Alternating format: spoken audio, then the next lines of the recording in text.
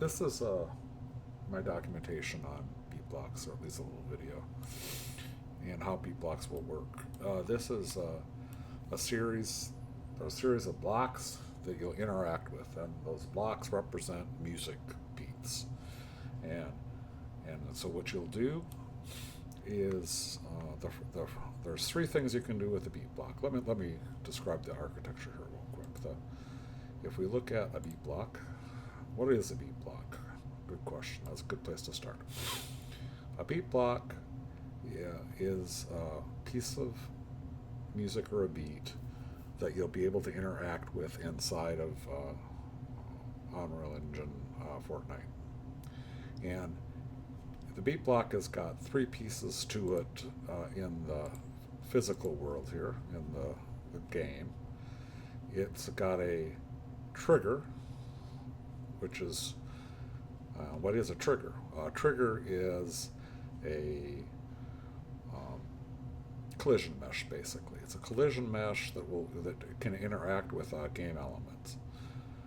And a trigger, normally you put in the game, it looks like this. And so what I did is I said, get a trigger, but then in the mesh, go ahead and swap out the mesh that looks like this, and replace it with a cube. And here it is. So I use this cube, and then what I do is I put a different material on it for every beat block. So this has one, this one has one, this has one. They all have different materials on them. That's how you can tell them apart. And it also has an audio player, which I'm not using in this first version, but I will. Because for right now, for the first version, I'm using just patchwork instruments, and I'll talk about that at the end. The the other thing that this thing to makes it a complete object basically is it's got a mesh and a trigger, which are provided by this trigger, Fortnite trigger, and then it's got a piece of code I wrote, which is called a beat block device. And so the beat block device is logically attached to these other things as well. So if you look at this, that's this code. Here's a beat block device, and it's this long, so it's not that all that long.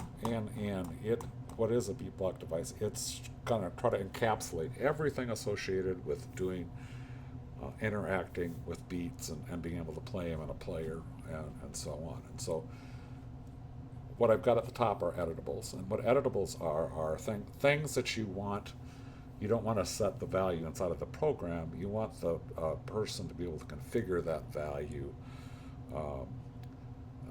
as they're setting things up. So these are values that you can change without getting into the program and compiling it. So that's what an editable is. And so if I look at an editable in the game, it will look like, if I look at this beat block, what are the editables? I look at the code, and it's the same piece of code. What I'm doing with this is I'm using the same piece of code. I don't have individual code, unique code for every beat block. I've just got general beat block code that I configure by changing some of those variables outside here in the editor, and that's what these do. So if you look at here, an editable, these are all the editables I have, and that says be able to set it outside. So play track 1, play track 2, and so on. And if you look at them, there they are here, and I'm setting them in the game. And normally what they're doing is you're identifying things in the game that you want to go interact with. So I've got play tracks 1 and 2, real quick, are these babies up here. So are these triggers, which I have just regular triggers at this point. But and so it knows that you stepped on this trigger or that trigger, and there'll be probably, we'll decide how many, a dozen of those. Right now I've just got 2. The other thing, whoops, is, I'll go back here. What other kinds of things can you configure? You can configure,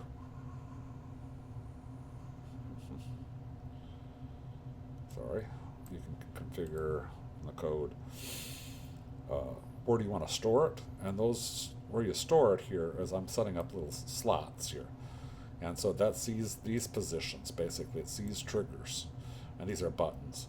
So it says, I want you to, if you interact with my code says, if you interact with this baby, I want you to go, when you go store it, uh, I want you to go store it at the position uh, of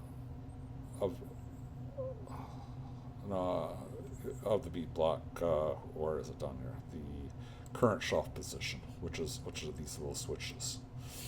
So I was really talking about current shelf position there. So I identify here, which one of the slots on the shelf, which will have, each beat block will get its unique reserved spot on the shelf via these buttons. Um, and then also that's when you interact with that button, it knows that you're really talking about this beat block that'll be over there next to the button. And you'll see some of that in a second here. A beat block play. The other thing is I have a couple of other triggers associated with it, and I have a trigger that is a um, that that says, when I store and slot trigger, what is the store and slot trigger? The store and slot trigger is this trigger right here. And so what happens there is when that gets triggered, it's going to go store it over here in the slot. I mean, that's what's going on with that. And the code, you can see that does that as well. The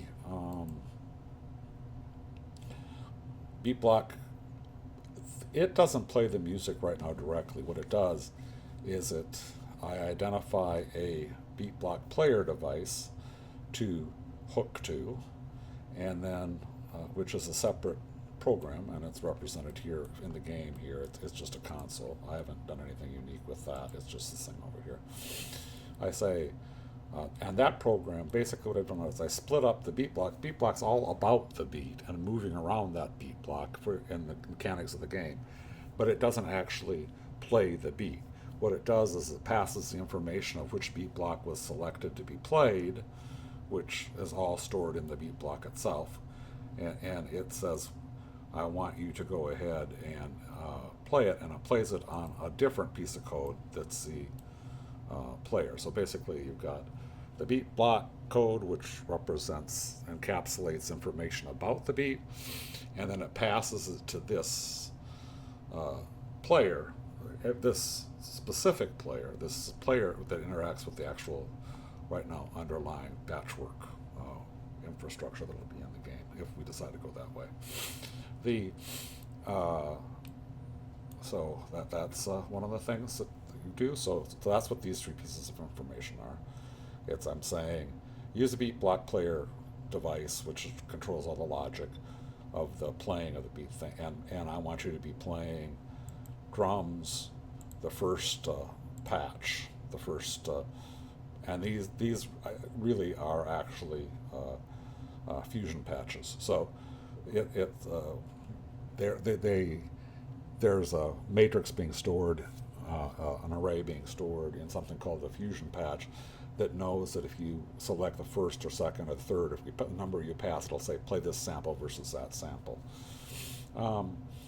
The beat block cube, which we talked about already, is really the trigger. Really should be called trigger, but anyway, it's a trigger. We talked about it. Current shelf button we talked about, which is over here. That's attached to this one. This is just a. It's going to be. What do you want? What message do you want to come up when you select one over there?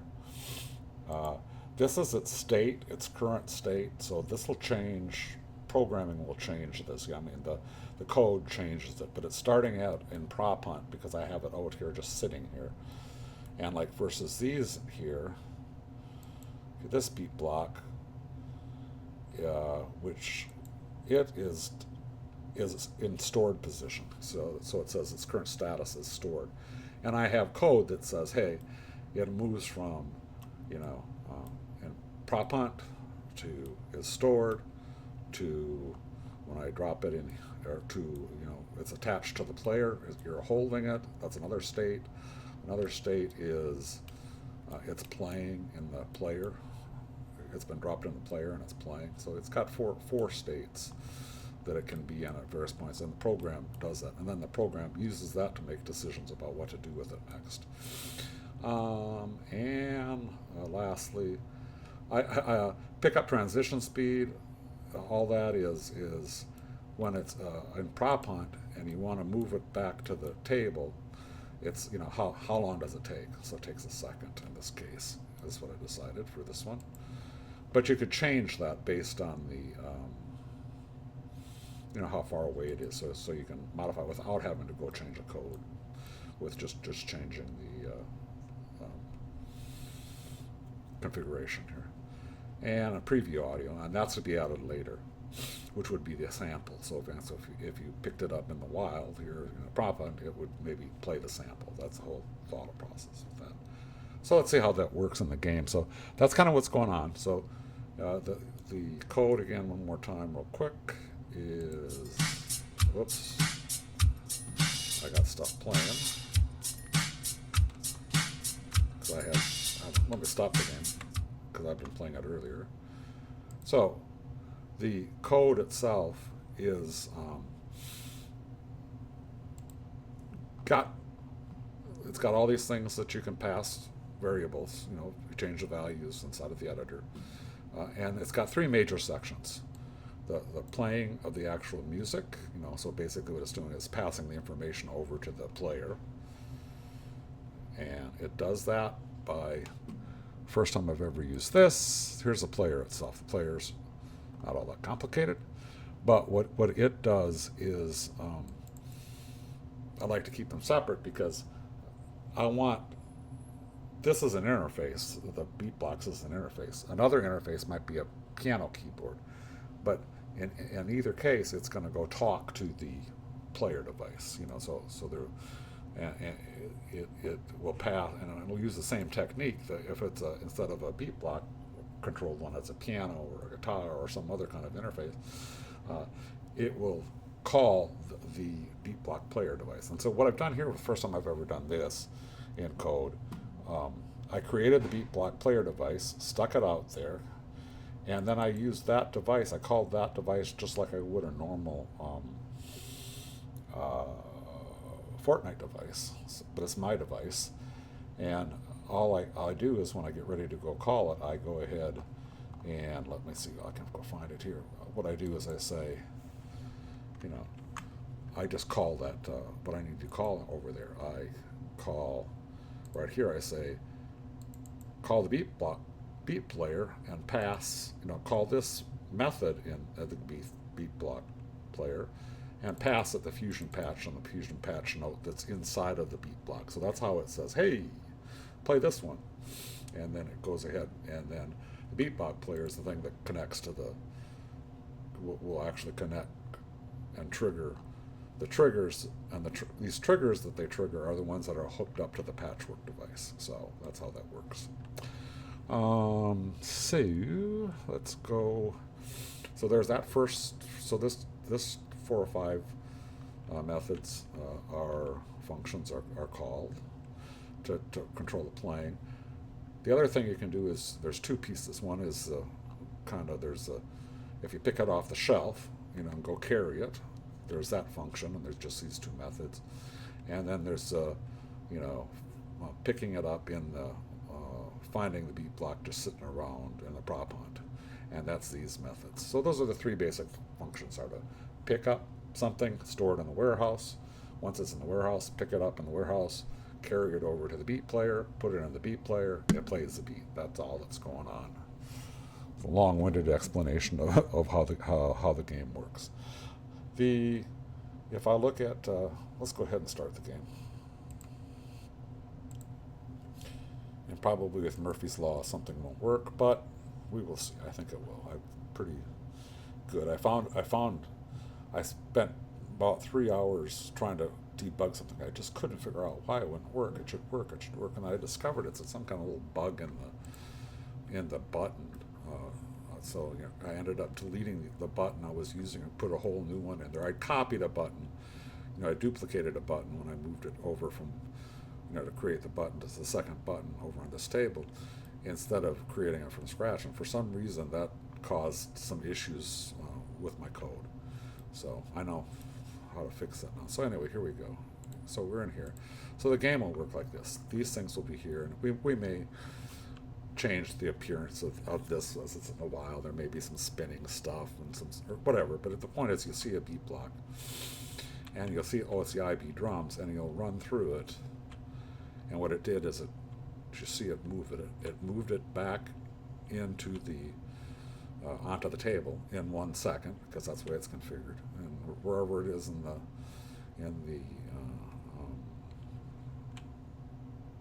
level, it'll do that. And you see, you go up to it, and right now it's interacting with the buttons, which I've hidden. And so which one do you want to work with? Do you want to pick up that one? Do you want to pick up that one? I want to pick up the one I just captured. So I push E, and it sticks it over my head. And if I wonder, you've seen this before, it follows me, it knows where I am, and just keeps moving the beat block on top of me. If I step on here, I want to say play it in track 1 by stepping on here. So I'm going to do this before my server dies, and it'll start beats. It's sent a message now over to the beatbox player device over there, which is going to talk to the patchwork. I could go here, and if you notice here, that second slot is no longer available, but this first slot, there's still something in the first slot, so I can pick it up again, and wander up here, and I want to replace, or I could put it in the second slot, one of the other, but I'm going to replace, and it moved the one that was in there, which was IB drums, back to the table, and it'll switch it here. And it switches it every 16 beats, and I'll have a countdown clock out there so you can see how long it's going to be before the next beat comes up. And it puts the other one back on the table, and that's what all that code's doing. I could pick the riff. Now I could put the riff in here, and it would replace it and send that other one back to the drum. But then I could also just stick it into the second one, and that's just going to move it down here, and there's the bass started. So there it is, works, and that's a long explanation of my first attempt at object-influenced coding inside of UEFN and Fortnite.